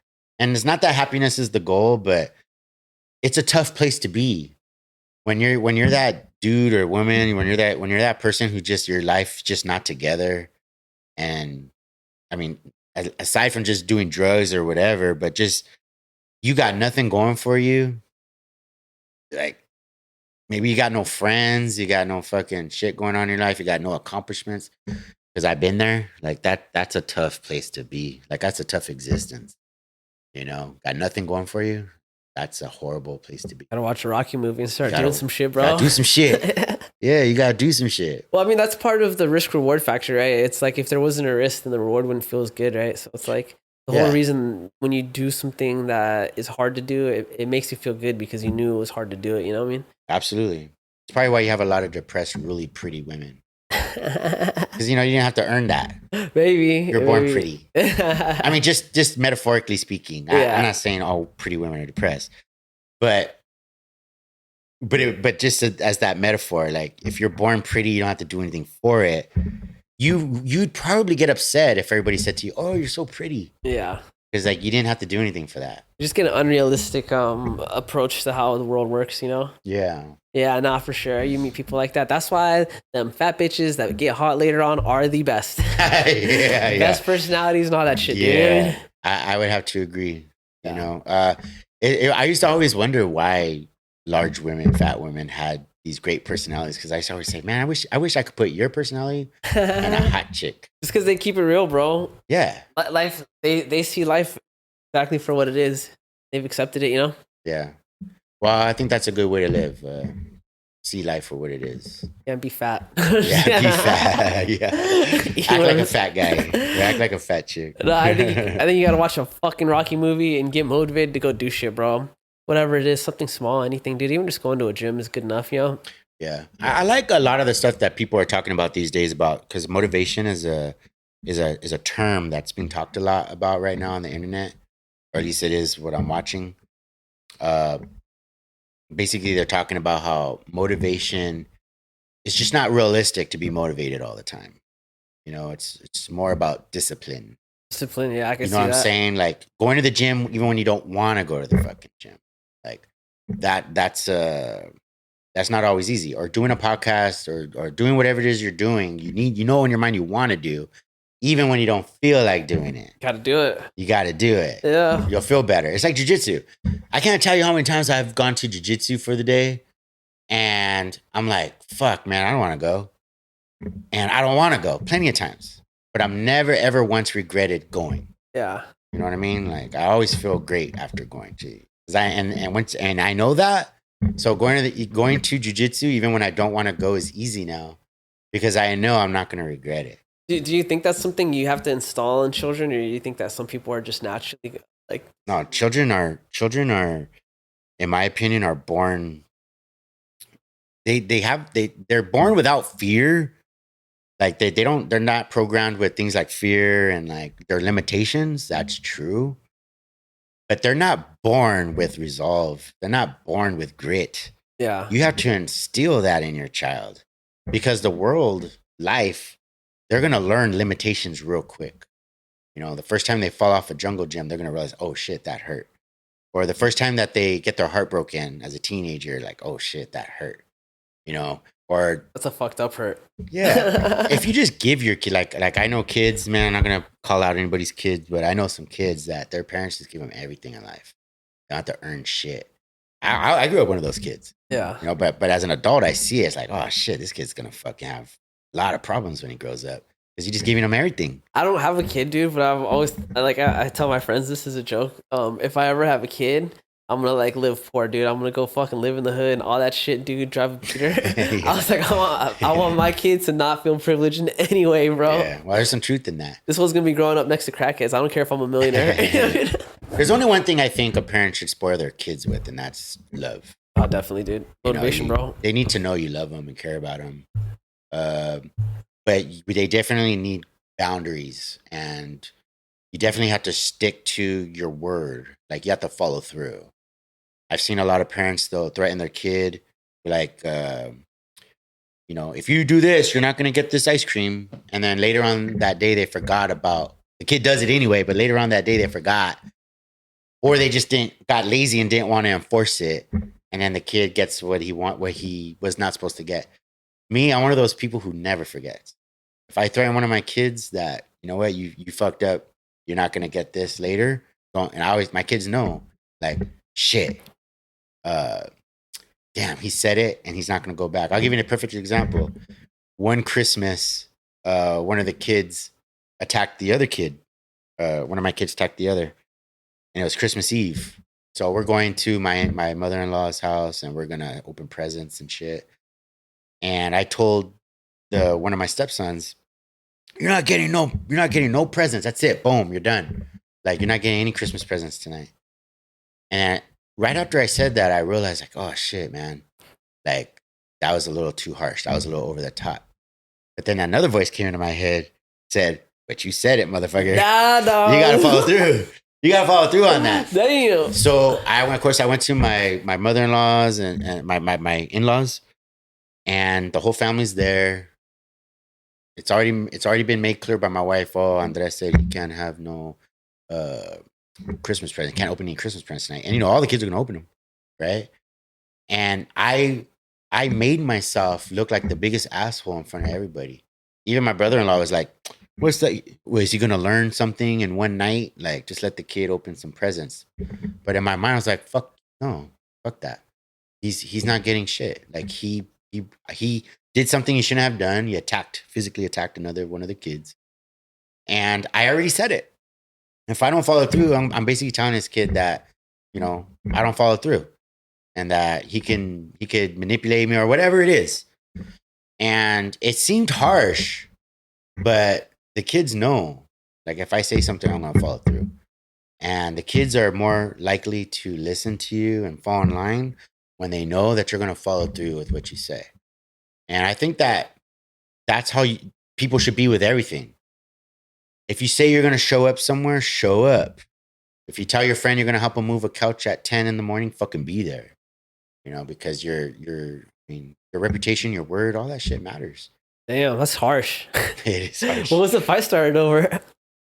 He wanted something. I don't know. The kids fighting over shit. Yeah. But it was because he punched. Uh-huh. Like I had never seen that before. How old is he? He was 5 at the time. Ooh. Yeah, and he punched, like physically punched. Me and my wife disagree about whether he punched or not, but I know what I saw. Yeah. And it's like, nah, dude, you don't hit girls. And you don't hit another kid, like you don't, just because you didn't get something you want. What was she playing with? She was playing like the iPad or something, and he wanted it, didn't get it. So, he decided he was going to throw some punches at her face or whatever. And one of them hands. Yeah, I was throwing some hands. And, and it was maybe too harsh, Should just spanked him. But I can't. He's not my kid. You know what I mean? I don't have the authority to hit him. You know what I mean? Believe Tell me. your wife to hit him. I already thought about it. I was be like, yeah, you better just get your son and spank him, bro. Yeah, I guess I was just trying to. Now the punishment was too harsh, but I had already said it. Yeah. And I think that for me that mattered more than him getting some presents. I mean, he got them all the next day. It's not like he didn't get them. I would have been like, yo, you want the present? If you want to not get the presents today, or you want to get a spanking, and then been like, all right. Your wife, like, you heard the boy? Yeah, you heard him. She spanks him all the time. They don't care. That shit don't hurt them. Oh, fuck no. Does she spank him hard, though? Yeah. Yeah? Our wife's brutal, man. Damn. She's more of the manly disciplinary than their actual dad. Yeah. You know what I mean? And their dad's way too soft on them. Spoils the shit out of them, which is fine. I don't care. You spoil your kids. But I don't think it's good. Yeah. To give your kids anything they want, whenever they want. And it's just, it's not a good thing. And he's a good dad. I'm not knocking him as a dad, but just gives them whatever the hell they want. You give kids anything they want, and you're gonna raise spoiled kids. I mean, that's just 101 right there. Yeah. So, I'm not really cool with that. Nah, me neither. That's why I don't have any kids, because I don't want to deal with any of that. Yeah, I mean, well, kids are a big responsibility. It's a lot. I mean, I never asked for kids. They just came. How many do you have? I have 4. Damn. Yeah, I got 4. That's a lot, bro. My oldest is 29. What? And 27. And the youngest is 5? Oh, those are my stepsons. Okay. I have 4 biological and I have 2 stepsons. So I have 6. Damn, wait, so how many live with you, though? The 3. No, my oldest 3 are already adults. Okay. So my son, he's the youngest. He's 21. He's in the Navy. But then I have this 9-year-old. I have a 9-year-old. Uh-huh. Now my 2 stepsons are 8 and 6. 8 and 6. And they're G's, man. My stepsons, they're like, they're boys, like rambunctious, pick up a lizard and slam it against the ground. like they're like fearless. Yeah. Their mom raised them that way, Uh-huh. to be scared of nothing. Like they'll fuck little kids up, like whatever. Dude, you got a while to go till they move out, man. They probably won't. No. They probably You won't. don't think ever? No. My wife, they spoiled. Actually, they'll probably end up living with their dad. Uh-huh. I think when they get older, because here's the thing, their dad spoils the shit out of them. And he's got, we both have houses, but they get the games over there. They can do whatever they want over there at their dad's. They're like little kings. They're kings at our house too. My wife treats them like little princes because I'm the fucking king. But over there, they're like little kings, and they live like kings. So naturally, your dad's gonna let you bring girls over when you're older. Yeah. My wife and me ain't gonna let them bring chicks over and spend the night. That's but good. Their dad will. You know what I Oh, mean? dude. So, politics. Yeah, that's the real. Any divorce lawyer will tell you, spoil the shit out of your kids if you want them to live with you. Dang. That's how it works. That's bad man. advice, though. It's horrible advice for their life. Yeah, dude. But a lawyer's thinking, how do I win this case? Yeah. You know, if a kid, because the court's always taking consideration what the kids want. Yeah. So if your kids want to live with you, it's what it's gonna be. Damn. Yeah. So you want to have kids eventually?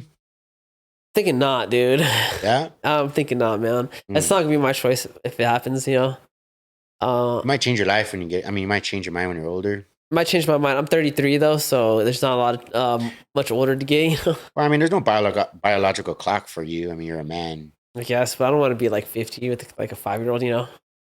No offense. Don't need downside. Anyone out there that's 50? 5-year-old, yeah, no offense taken, I'm not judging, bro. No offense taken. I mean, I say the same thing to myself.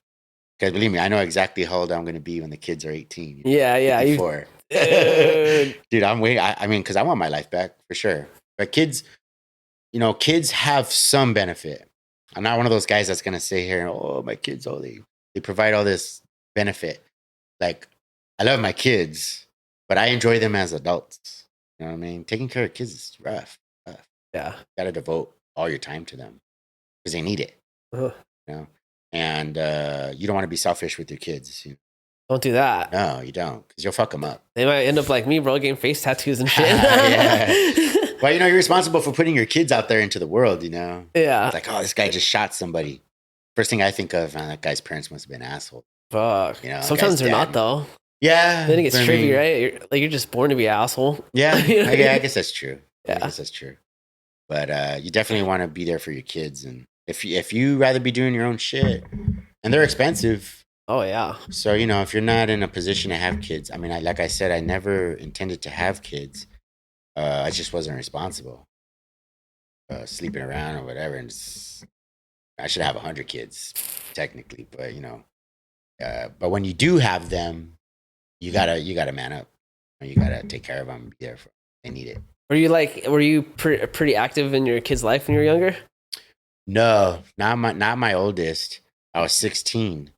Damn, you were 16 when you had your oldest? Yeah. Fuck, bro. But I didn't even, her mom told me at first, for the first couple of years, told me it wasn't my kid.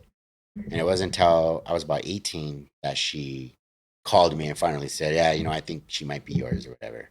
What? And then she found out that I was a waster.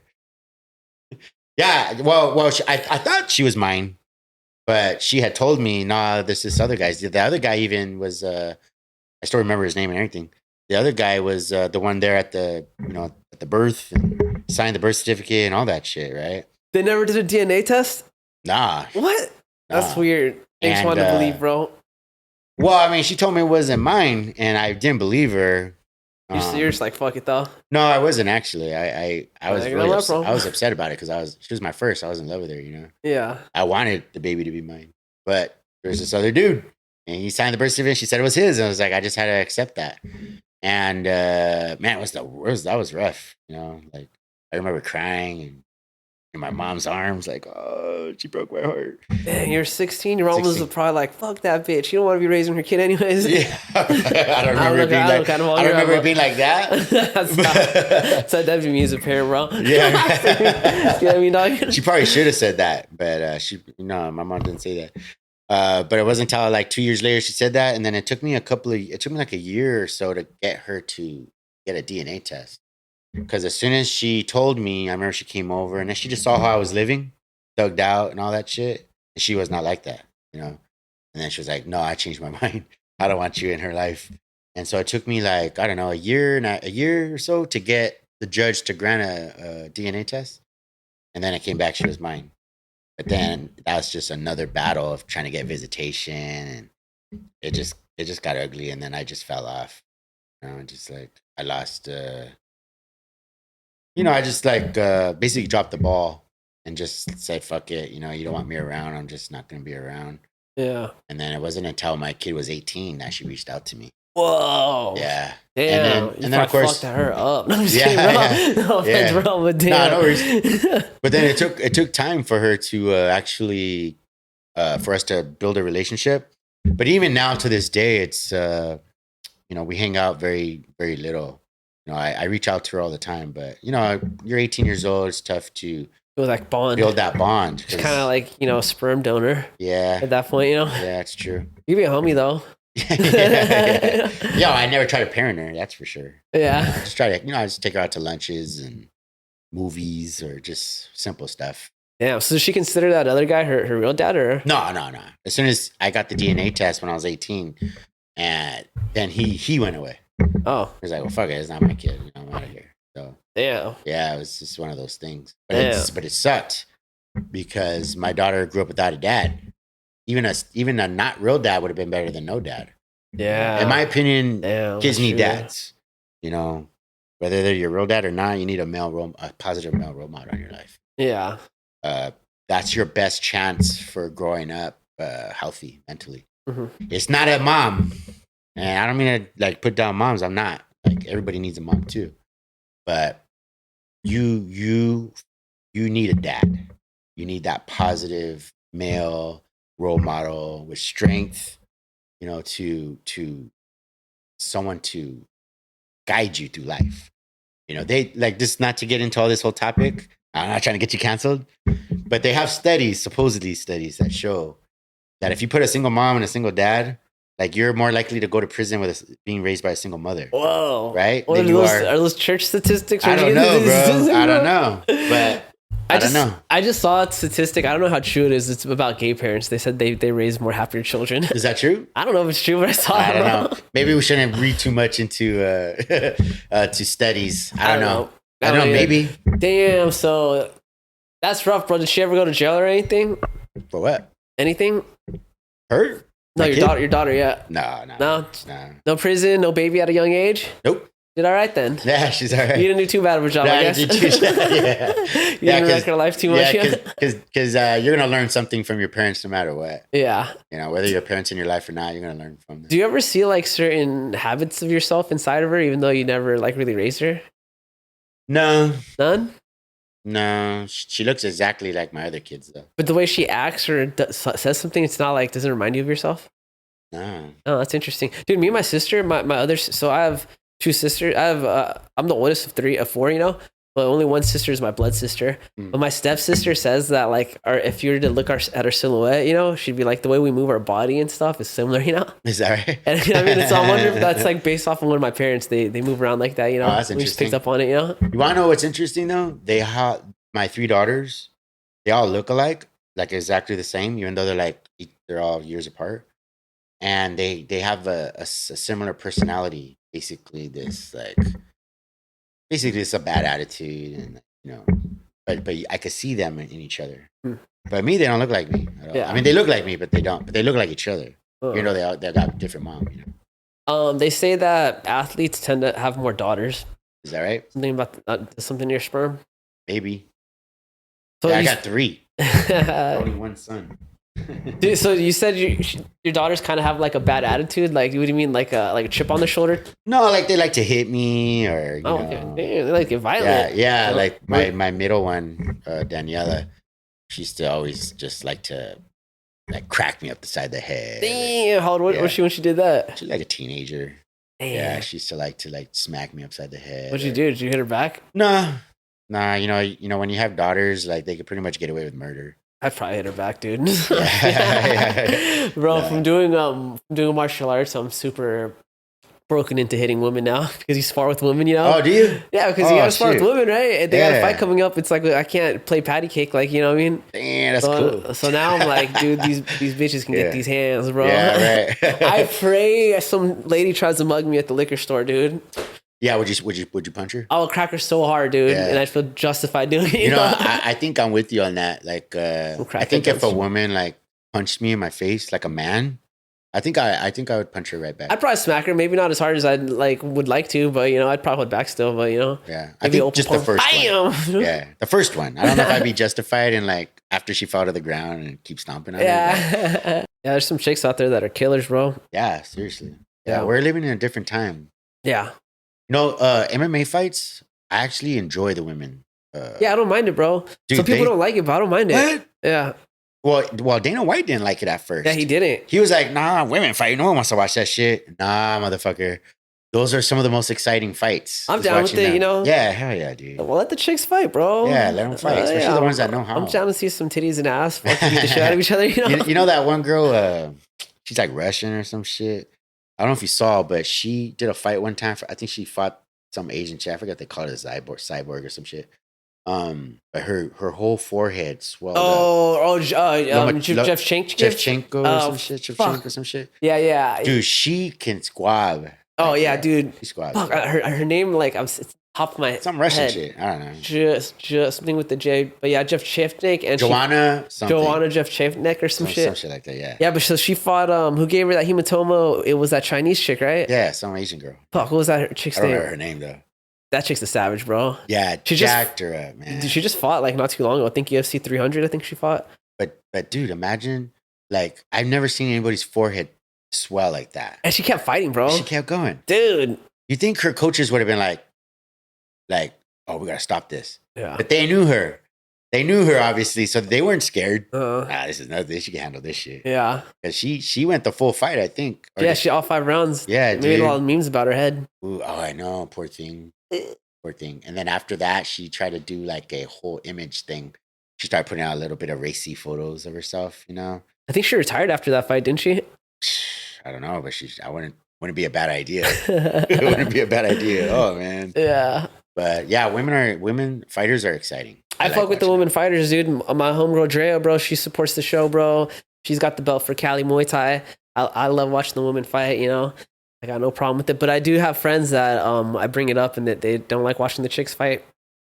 Like, what do they say about that? I just tell them you're sexist, bro. Yeah, no, but I mean, like, what's their problem with it? I don't know. They don't like punches? They don't like kicks? I don't know. I guess maybe I just think they don't like seeing girls, like, be aggressive like that. Like, they think of it as, like, a manly sport, I guess. Lame. I mean, I could understand if they were punching like this, like if they were punching like girls. Yeah. You know, like girly. Yeah, then that gets annoying because you're just wasting my time. Yeah, it's like, well, I'm wasting my time here. This is not a fight. Yeah. But these girls, man, like the modern women that are fighting in these. It's a new era for sure, bro. Yeah, dude, they got form. They got speed. They're doing head kicks. Yeah. Spinning back kicks. They're fucking each other up, man. Like, what's not to like? Yeah. And like you said, you know, they're wearing, you know, if they're wearing a little bit of clothes. You know what I'm saying? It's like, I'm trying to say this in case my wife is watching. I don't mind it, bro. But, you know, it's like, how do you not want to see some girls fight each other? That's just crazy. Yeah, I think that's weird too. But maybe it's just because I'm a fan of the sport. So it's like, you know, I see it differently than other people maybe. But let's take it back though real quick though. So you said your first relationship your relationship with your first daughter, you said it's pretty rocky. What about your other kids? Did you ever? No, I forgot about. No, man. Thanks for asking. No, man. Like my second child, her name's Daniela. She's like 26 or something like that. I haven't talked to her since she was a teenager, man. She ran away from home and then went off, got married. Not married as a teenager, but she went back to her mom's and she ended up getting married, as far as I know. And her mom passed away, actually. But she ended up getting married, having kids, and living her own life. And I haven't spoken to her since. Damn. Yeah. So you're 2-0. I'm 2-0. Or 0-2. Yeah. Well, those are the consequences of having children young, 16 and 18, and you know, being a waster and having babies with random people. How'd you just get someone else pregnant after you got that first chick pregnant, bro? How'd that happen? No, but you just didn't think like maybe I shouldn't. It's a bad idea, you know? No, interestingly, well, yeah, of course it was a bad idea. Actually, I didn't find out about this kid until she was 6. Damn. So it wasn't like she just told me, hey, after she got pregnant. People just don't want you to be in their kid's life, bro. Yeah, I guess so, man. Like, I remember I had gotten out of jail. And right when I got out of jail, I don't remember how old I was, probably 20 or something like that. No, 24 or something. My mom called me and said, hey, some girl left a message on my answer machine, you know, saying you have a kid with her and blah, blah. You should go investigate that. And then, of course, I did. And then starting that relationship was rocky. That's rough. Yeah, that's what happens when you're not there from the beginning. Yeah. You know? And, you know, obviously I was out there not being very smart. But that's I'm not blaming it on, you know, bad parenting or anything like that. But, you know, if you don't have someone to tell you, hey, you know, you should probably strap up or whatever. No one was telling you? Nah, my mom would tell me about getting diseases, but she never said anything about kids, you know. Damn, bro, But it was crazy. yeah, I mean, you know, it was not smart, but it is what it is. And but it wasn't until I had my son, then I raised my son birth, and then by that time I was already 24, maybe 25. I raised him from birth, and then his mom essentially abandoned him. And of course I have my youngest now, but by that time I'm already older and just a totally different person. When I was 16 to, I don't know, 24, 25 even, I was just in and out of jail all the time. A waster. Like I said, I was a true blue waster, you know? And so it's not my proudest moments. It's not something I'm proud of, but it's also a lot of the stuff that I do now is not just atonement, but it's also an opportunity to warn people, warn young men about the consequences of our actions. Because no one ever told me that there was these consequences. That you go around sleeping around with women, you're bound to get one of them pregnant. You know, you're bound to make mistakes. And so I made plenty. And so part of the whole purpose of my show and part of what I do now is trying to, you know, educate people on certain things. It's your life's not over just because you made mistakes, and you can turn it around. You can rewrite your story. You don't have to be the guy who's known as the waster. And there's plenty of people out there who know me from way back in the day, and they'll say, that guy, no, that guy's a bum. He's always going to be a bum, right? Those people are always going to exist. But what are you going to do? You're going to live your life holding on to your past and all the mistakes you made? That's the lie that we believe, that there's nothing we can do to change ourselves. You know, I went from, you know, being a drunk, druggie addict who just ran the streets, fucking anything he could find, or fucking around and just dicking around. Not a very good person at all. I'll be straight up. Was not a good person at all. But you could turn it around, and you could start making better choices. You could basically rewrite your story. And that's what I managed to do. And it's not so much of the accolades like going to law school or starting a podcast or whatever, right? Or being a better father or being a husband now. Now I'm a husband. Go to church every week, you know, like I'm a completely different person. Those things that you did when you're younger don't have to resonate or stick with you. You can literally just go like this and just wipe it clean. Now, do you have to atone for stuff? Hell yeah. Like those you owe society. I owe society for a lot of the mistakes that I did. I've hurt a lot of people. I've done a lot of bad shit in my life. So I owe. That's what you call it, atonement. You got to atone for those mistakes. But better that me correct myself and change myself into a better person than to continue to be the same asshole who was going around doing dumb shit and hurting people. And that just is what it is. That's life, dude. Damn, well, that's beautiful, Dre. It's good having you on, man. Yeah, man. Thank you for inviting me on the show. Thanks for coming on, bro. Next time we have you on, we're going to get more into your story with your children and stuff. You're more into that stuff? Shit, man. I was hoping to avoid all that. No, I'm sorry, bro. Nah, you're doing good. You're doing good, though, bro. Honestly, man, look at your life, bro. You know, you've been training jits for a while. The power of martial arts can change people, bro, honestly. Yeah, it really doesn't matter what martial arts it is, whether it's jits, kickboxing, Muay Thai, boxing, whatever, bro. Just, you know, get into a gym if you're someone that's struggling and you feel like you need to make some drastic changes in your life. I cannot recommend going into a gym, changing your environment, changing your mindset, you know? 100%. You know, the journey of 1,000 miles begins with the first step. Exactly, you know, bro. You just got to get out there and do it, make it happen. Yep. So check Dre's podcast out, bro. It's Dre B Rambo. Dre B Rambo Show. Catch it on YouTube. Coming to other forums soon. Or platforms. I said forums. Platforms. That's how much of a newbie I am. And, you know, if you want to see Dre B Rambo come to your jiu-jitsu school, send me a shout out. I'll come visit and roll with you guys. And I would just show you guys some leg locks. All right. As always, everyone, stay cool, stay high. Go to a fucking gym and change your life. Goodbye.